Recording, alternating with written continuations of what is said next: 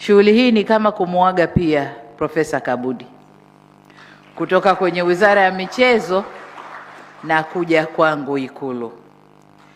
Ni too soon kubadilisha, lakini ni kwa sababu kuendana na siasa za dunia zinavyokwenda, ambazo zina jicho positive kwa Tanzania na nyingine zina jicho hasi kwa Tanzania.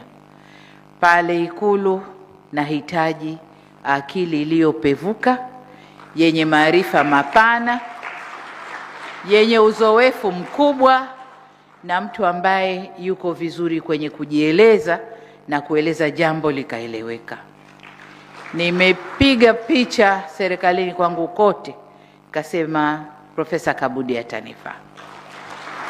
Lakini jengine ni kwamba punde hivi nimeteua washauri wa rais, na nimemteua aliyekuwa makamu wa rais, atakuwa ananishauri mambo ya uchumi na miradi, lakini aliyekuwa waziri mkuu atanishauri mambo ya jamii.